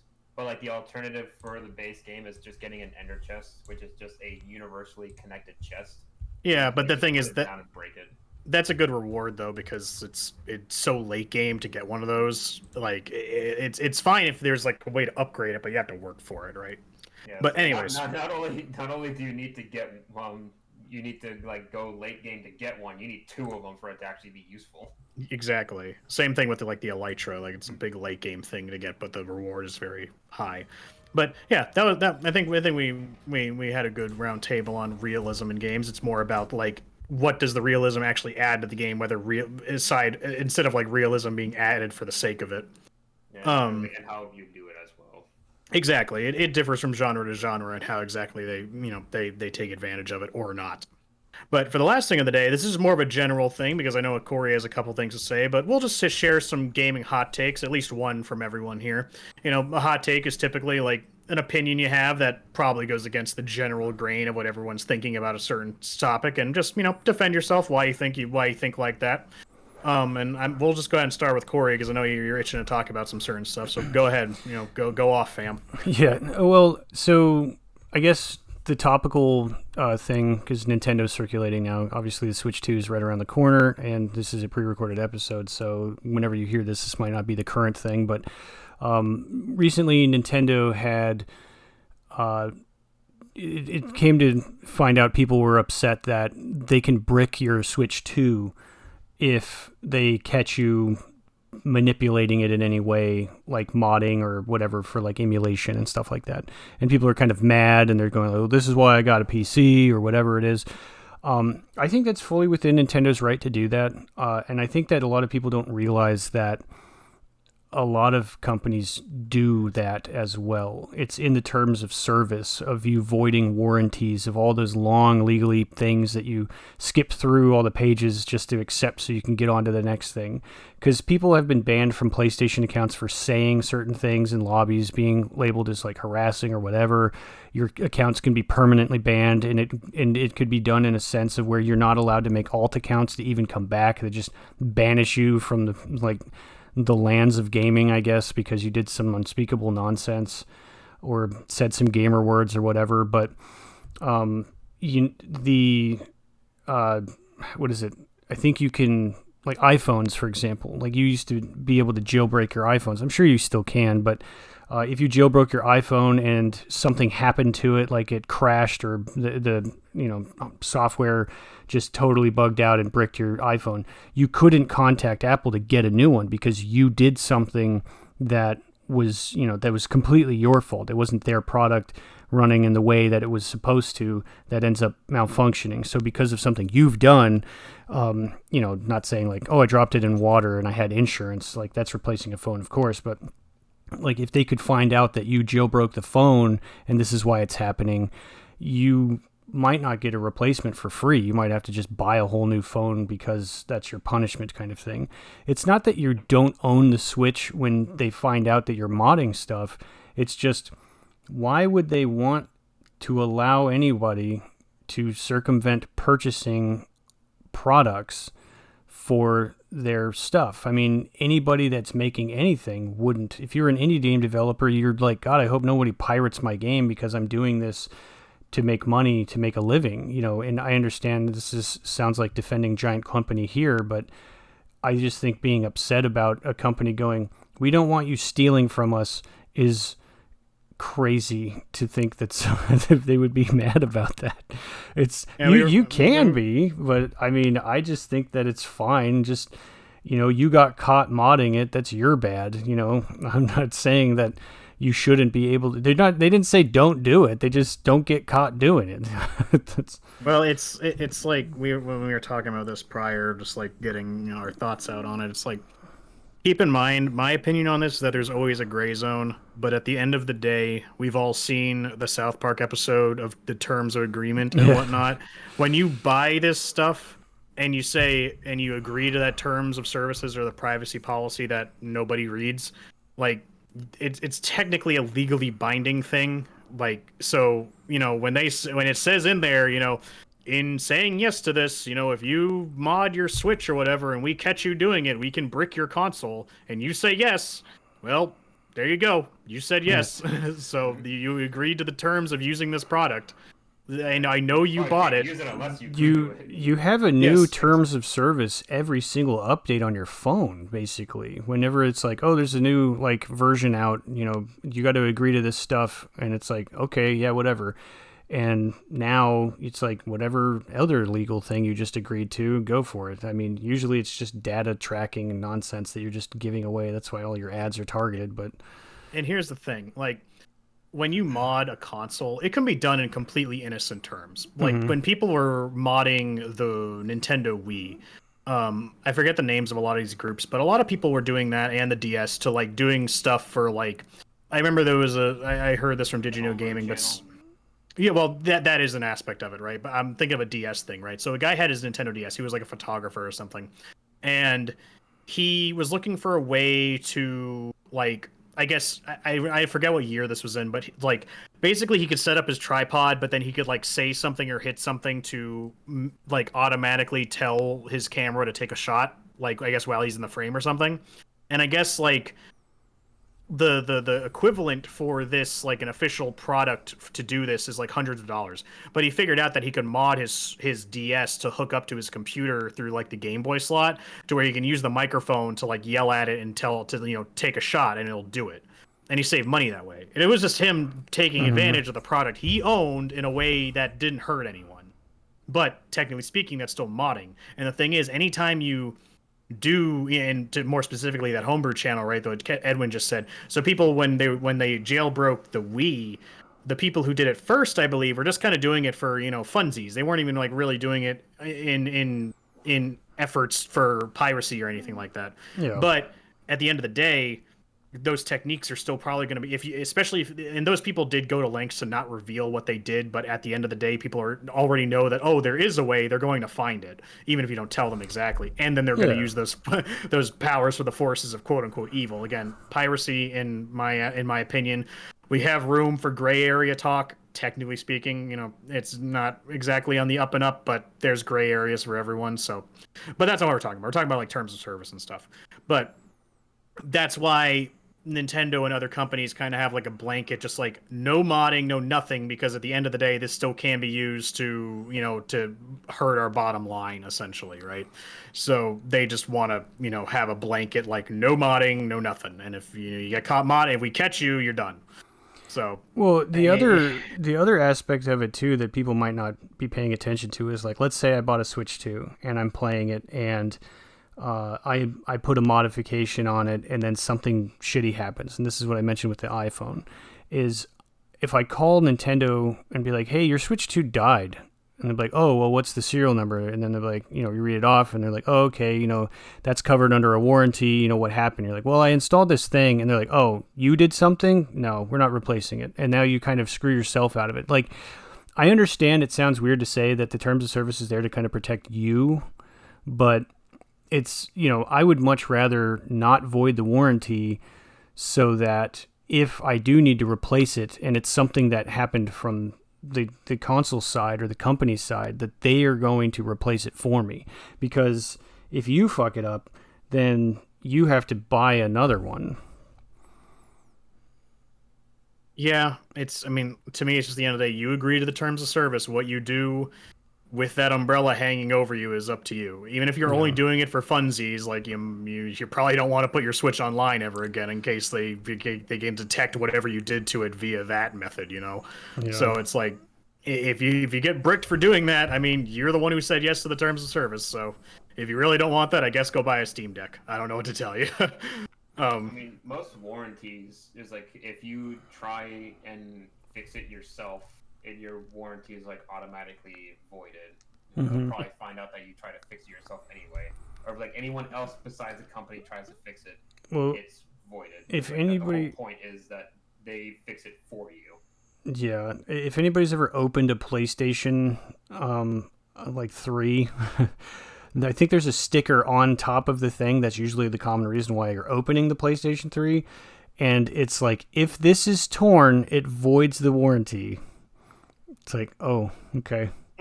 Yeah, which granted, nowadays you have no choice but to take it to third parties and stuff to get that kind of stuff fixed, because pretty sure Sony doesn't repair PS3s anymore.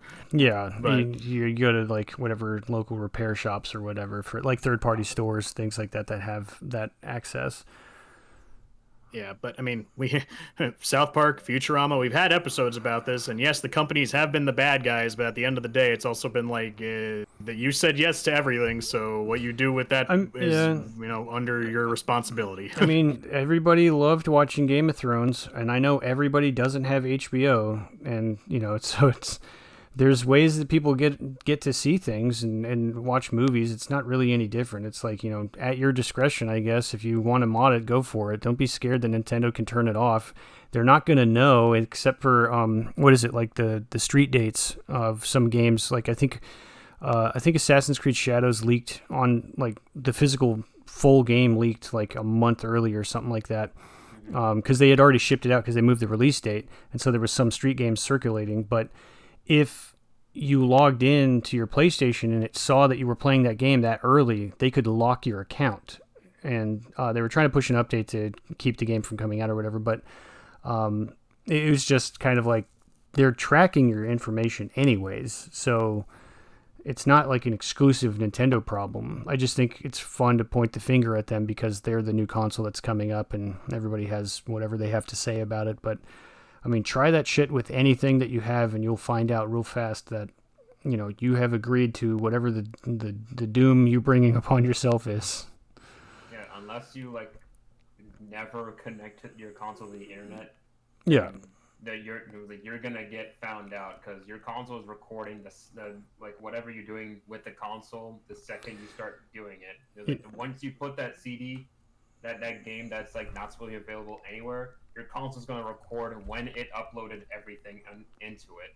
Yeah. So it's like once you connect to the internet, the company's gonna get that information and get fucked. Well, that's how they track sales numbers and stuff, right? Is they know the users and everything else. I think that it's also coming from a bunch of people that haven't really played PC like late 90s, like, before there was like Steam's popularity and stuff, because I don't think Steam was always around, but PC games used to come with key codes, and there would be like a 15-20 digit key code inside the damn box, because PC games are on the shelf like PlayStation games. They came in giant boxes. They were really cool. Some had Velcro like opening thing. I loved picking those up. I still have the Warcraft battle chest thing. You get the game, you get the disc, and then it comes with a long code. You put the key in, and then you're allowed to play it. If you don't have that key, you couldn't even play the damn game. And that's how they did it to prevent piracy. It's kind of archaic now, but people had key gens that would try. And I remember I knew somebody who had a key gen, and they had to use it every single day because the key, once it's exposed, they could play it, but when they're out of the game, they have to get a new key. And so this generator would just generate a key every time. And it's annoying, of course, but they didn't want to go buy the game for $34.99 or whatever the PC game was at the time. But that's just kind of how it was. It's like if you bought a PC game from like a pawn shop, they might not have the key, or that key is used already. So you have to have to call somebody to get an actual one, or you do have to find a key gen, which is kind of annoying. But that's early internet life, I guess. I did realize, I did remember something, that this isn't the first, I guess like not the first time Nintendo had to deal with something like this, because I forgot which game it was specifically. I think it was for Pokemon Sun and Moon, one of the like the regular or the Ultra version. And they were leaked earlier, and people had it downloaded on their 3DS already. And then once it was like specifically said, like, don't connect to the internet, because once you connect to the internet, then Nintendo would lock your Nintendo account that the game is on, and then it would automatically block like all access to the internet for that console specifically. So it's like, I mean, it's not new that they're going to be breaking the switch when you do things like that. Like, they've already been doing it. I mean, it's just like Nintendo is like more vocal about it, because like I don't really hear Xbox or PlayStation doing anything about it. They just don't care as much. maybe people are just upset at just learning that they have the ability to do that, and they think that Nintendo will like iron fist everybody because they accidentally beat a Mario level too fast or something like that. But like, that's not what it's for. I know, but I mean, I can understand like both sides, but I was like, dude, I paid $450. I'm gonna be paying like $500 for that damn thing. I'm not breaking it open for modding it. Yeah, the only time I would ever mod something like that is if I got like a secondhand one for like way cheap, and it was a throwaway. I mean, I got a DS Lite because, or I think the 3DSi or something, because I wanted to at some point get it soldered so that I can connect it to a TV, and I know you can do it with those ones. But like, I'm not going to buy a brand new 3DS to do that, because if I break it, it's like, well, there goes $300 or whatever it was at the time. So this is not worth the risk for me. yeah. All right, Edwin, you have a hot take you want to hit us with? Yeah, and I guess let's say the one that I said before. I just think that Bloodborne is overrated. I was like, I much prefer No. I much prefer Elden Ring, not because it's open world, just because of like the variety of ways that you can play in it. Because it just has like so much more like builds that you can do with it. The enemies are variant, but in Bloodborne, it's just like it's dark, it's gloomy, everything's like super Gross. ugly. Everything's fucking gross. Wet. Like, yeah. And then there's not. I mean, there's like there's a bit more variety in weapons, considering some of them can like change basically an entire class from like the weapon swapping. mm-hmm. But it's just like you have your choice of weapon: one-handed, two-handed, or one weapon in one hand and a gun in the other. Some type of gun in the other, and then like literally the one shield in the entire game. And then apparently the only one armor set that's actually good across the board, but that you get super early game in the sewers. That is the only outfit I see anyone wearing, unless they need like high stats in like that one specific stat for enemy, because fire or something. The drip of Bloodborne is not as good. And oddly enough, like I agree. I like Bloodborne. I thought it was a cool game, but I don't like. I'm not in the camp of the fan base that just worship the game. Honestly, I think Lies of P is better. Wait, which one? Lies of P. Oh, okay. Like, it's the same type of game, and I think that they do it better. Yeah, it's just. I mean, it just has like a more universal likeness to it. While like Bloodborne, I mean, I don't hate Bloodborne. I just don't prefer it as much as the other Square. The other. FromSoft. Fuck, I forgot the company. What is it? FromSoft. The other FromSoft games. It's like it's yeah. I mean, Lies of P is a little annoying because it has some jank to it. I don't think Bloodborne has that much jank to it. Obviously not from the same company, but I mean, Bloodborne is just like more niche compared to all the other ones, because like, it's like always takes place at night. It's not really that bright. I mean, It's like Gotham City. The thing, huh? It's like Gotham City. It's always nighttime. Yeah, but it's like the regular enemies I don't really care for. The bosses are I prefer the bosses more than anything else. They're just I don't know, they're just cooler. But like the combat is nice, but it's just like I can't really like build something super unique. It always feels similar to what I had before. Yeah, everybody that plays that game is usually playing as the exact same build. And you could say, like, well, Dark Souls, everybody goes Greatsword. And it's like, yeah, but there's like a trinity of like builds for Dark Souls that people can gravitate towards, which is like Glass Cannon, Greatsword, or, Dex. But with Bloodborne, it's just kind of like everybody uses the same weapon, the same gun, the same armor. Yeah, and then the one thing that was like it. I mean, it's this is more of a personal thing, but it's like it is a big factor for me. I like using magic, but there's like hardly any magic in Bloodborne, and the ones that you can do are like somewhat simple. Some of them are more effective than others, but they all like consume the silver bullets that you use in your regular gun. So it's like I use the same material for both of these. Granted, they're both range, but it's like I can't switch out my gun for another weapon and then just use magic. I have to keep a gun in the other hand because like the shield is not worth having at all. So it's just like I don't have like a lot of resources to use both magic and the gun, unless I sacrifice my own health, which is not the greatest idea. And that's like a last resort type of thing.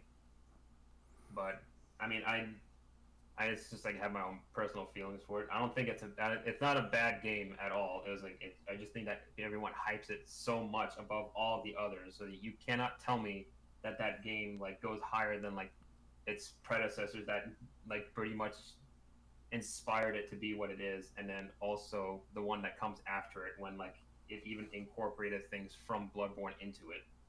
Is that you can't tell me that game precedes everything else possible. That's just stupid. Yeah, I mean, I can't speak too much to the game itself. I didn't really like it that much, but I'm not the biggest fan of Souls games in general. I will say probably the only thing I find annoying about it is that, like, I said it when we watched the PlayStation Now or whatever, it's like, let's discredit this entire thing because Bloodborne Remake wasn't announced. I'm like, okay, whatever, guys. We don't even want to even look at other things. We just want Bloodborne. I'll give it credit. It was like, if they add like a Bloodborne-esque character to Night Rain as like additional DLC or like within the main game, I'd be cool with that. That'd be really cool if they added like a character from each of the series into it, since like they're already adding the bosses to it. That'd be really cool. I'll take a Bloodborne character. I'll play as him. All right, well, I'll hit us with a quick one, and then we can wrap it up for today. But my hot take, I've already kind of alluded to this, but after after playing it and then subsequently not playing it, I think Monster Hunter Wilds kind of sucks. Not gonna lie, I don't like it at all. Yes. Oh no. I think Rise and World are both vastly superior. It's, and when I say that, I like on a fundamental level, it's not a horrible game. I'm saying this strictly comparing it to the last two Monster Hunters, because like if you compare it to like some broken ass game, of course it's fabulous. Like the game itself is not broken, but the systems and things you can do in it compared to its previous iterations, I just don't feel are either like as fluid, as like easy to use, or like as aesthetically pleasing, or just the difficulty is not there. Because it's like in Monster Hunter World, you had the Nergigante moment, which was like a vibe check halfway through the game, where it's just like, all right, here's like the big bad, and he's not even the final boss, but unless you are fucking ready, he is going to wreck you over and over and over again. Whereas I just blew through all the monsters in Monster Hunter, like in Wilds, like first try. I never had to like restart a hunt for anything, and it's like yes, you can argue with me that it's like, well, yeah, well now you just got like you're more experienced now. You know how Monster Hunter works. It's like you have to work your way up to the tempered creatures and stuff like that. I'm like, I played through Worlds twice, and yes, I'll admit, Nurjigante the second time around was easier, but I still had a hard time with him. I still had like the only advantage I had was knowing how the fight went, and I specifically built something around that could just face tank his like insta kill death bullshit, and that still took some doing, and it still was not an easy fight. I still had to overcome it. In fact, I still don't think I did it on the first try. But and then not to mention just the elder dragons in that game were again on a different level, like especially like Kieran or something like that. I'm not going to include the DLC monsters since I haven't, Wilds hasn't gotten any DLC, so I won't talk about like Devil Joe or Rajang or anything like that. But it's mainly Nergigante that makes the difference, or even Basil Geist was a much harder monster to fight than like anything that baseline Wilds has. Uh, the only time I even fainted, I never fainted enough to lose a hunt, was against monsters using some insta kill like AoE that covers the entire room, and I wasn't sure what the fuck to do. Um, so like, it's just the difficulty's not there. There's way too much focus on story when I feel like it's a game series that primarily is just like see monster, kill monster. I don't need a whole lot of context. It's like it's a big monster, it needs to go. That's all I need to do. But they have like this huge overarching story. You have the fucking Red Dead Redemption walk on your like giant raptor chicken while a bunch of people are spouting a bunch of like explanation about something I don't give two shits about. Just tell me what I need to kill. That by the time I got to the final boss, I didn't even realize. Like, I only realized it was the final boss because it was just one giant arena. It wasn't like a map I had to run around. And I was like, oh, I'm already here. And then I fought him, and he's an easier version than even Xeno'jiiva was in Monster Hunter Wilds. And I'll admit, in Rise, I didn't have a hard time either, but I still felt like the combat felt better. It still felt challenging to me in Rise, whereas I felt like I overcame something. Whereas in Wilds, it's like not only do you have the wound system, which on the surface the wound system is really cool, but it's just too easy. You still have the mounting. I lost the clutch claw and I lost the wire bugs, which lets me have like height whenever I wanted to have it, which was neat, but I don't have those anymore in Wilds. But your raptor chicken being able to scoop you off the ground and just run away, like the raptor chicken, almost like the dog in Pikmin 4, I feel like makes way too many things too easy. Like stuff like like your claw being able to grab stuff like resources from across the way is nice because so you don't have to run all the way up to grab something. But like when you have to track a monster and you just call your raptor chicken and it just auto tracks it to the monster, and I'm like, why are you even doing this? Like, if the raptor chicken's just gonna do it, just teleport me where the monster is. You might as well just do that. So what's the point of it just running me there automatically if I have to do literally no input for the thing to run me over there, you know? But and stuff like, the food isn't as fun. Like you had like the cool cat kitchen in Monster Hunter Wilds that would cook you really cool foods, and now you just cook it at a dinky little campfire by yourself, and it's lame. I do find that hilarious. Those like the takes of people like cooking right in the middle of a fight with a goddamn dragon. It's just it is funny, and then just like smashing them in the ground. Yeah, that is funny, but I don't like any of the armor in the game. There's no drip. There was no incentive to me to like refight monsters because I wasn't having any. I mean, it sounds like I'm humble bragging. I just feel like the game is too easy. I do not feel like I am good enough in Monster Hunter to be having this easy of a time with these creatures. But I never had an issue, like just continue fighting. I made like a couple pieces of armor that I never had to upgrade. I never had to get more of because I just never felt like I was like falling behind in terms of power scaling. But because of that, when it came to playing with my friends, which not only that's a whole like 12-step process just to connect with someone, but it means my Monster Hunter rank wasn't as high, and the game was like, well, you can't play with them because you have to go grind some more. Like they can come fight with you, but you can't go fight with them. And I'm like, what the fuck? Just let me make the mistake, game. Like have faith in me that I can go fight it with what rank. Like the rank is nothing more than just how many monsters I kill. It's not an actual measure of how good I am at the game. Like it should be like, if anything, I should be way higher rank because I hardly fucking die. And then not only that, it's like they had they have monsters that'll run around in the field just like open world style that you can just hunt whenever, or you should be able to. And then when I run up to them, like they're spawned on the field and I found something, like as soon as the game let me loose, I was like, all right, let me run around. I want to explore this area. And I found a monster I hadn't seen yet. I'm like, oh, I'm going to fight that. And I start fighting it. And then this fucking handler bitch that's always like stapled to your back now, because before it was just you and your cat, but this fucking lady follows you around everywhere now. She's like, oh, you don't have permission from the guild to fight that creature. You can't fight that. I'm like, are you fucking kidding me? Why'd you spawn it in the world? Just let me fight. It's called Monster Hunter. Let me hunt the monster. Like, I don't... Representative of PETA. I found it so annoying because it's like, and it's funny too, because I went back in Wilds. Yes, that's still a thing where it's like, oh, you have to have permission from the guild, but you get that cutscene prior to fighting it. You don't fight. You don't have the opportunity to fight it beforehand. Just don't spawn the monster in if I can't fight it. If I can see it, I should be able to kill it. And it's just like, I found it so aggravating because it's just like, why is this? I just want to play. I just want to hunt monsters with my friends, but you have all these rules and menus and all this other crap. It's so difficult just to connect with them. And I'm like, God, this isn't even fucking worth it. And they go back, and since I stopped playing, because I got through everything and then waited for them to catch up, to all my friends to catch up to me, but then they started playing more than I did, and then I fell behind, and now I have to grind to get back up to where they are, and I'm like, I don't want to do that. I just want to play with them. And they're like, and when they asked me, it's like, well, and I said, well, have them connect to you. And I'm like, when my friends asked me, what do you want to hunt? I'm like, I don't know. I don't have anything to hunt. I don't need anything. So I just have to choose something at random. And when I do find something new to hunt, it's usually a monster that it won't let me fight anyways, because I have to go back and fight something else. And I don't want to fight them because they're so easy that they're boring.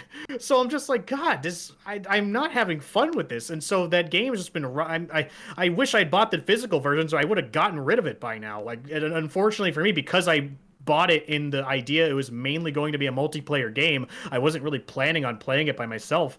I bought the digital version, but now that's just going to sit on my console forever because I'm just like, well, I'm not really going to play it anymore because I'd rather just, guess what? I'd rather just go play fucking Space Marine, where I can join in the max level difficulty on my level 1 character because I know I'm good at the game, and the game's just like, well, your funeral, go ahead.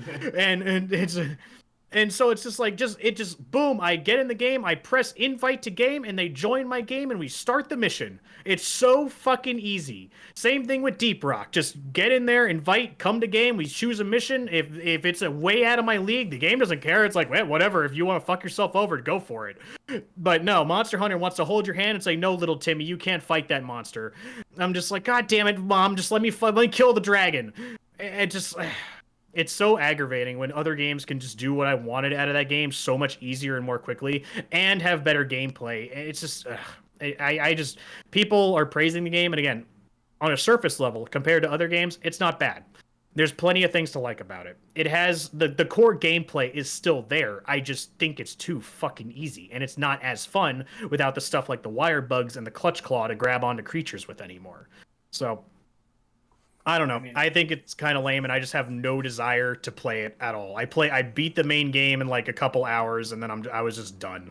You could probably say the same for like Pokemon games, where it's just like the main game is easy, and then like, oh, cool, you beat the main game. It's like now the DLC is like the hard part, as you shared with the Scarlet and Violet DLC is actually like competitive like tier NPC trainers, where it's like, oh, that fight I actually have to try.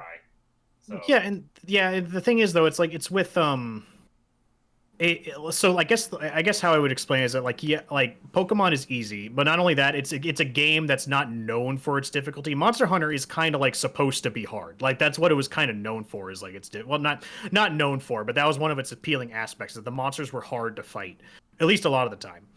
And with Pokemon, yeah, it was nice with the DLC, gave me a challenge, but like I guess in hindsight with Pokemon, it's like, okay, now I can make the game harder for myself by doing Nuzlocke rules or doing like a mono type run or something like that.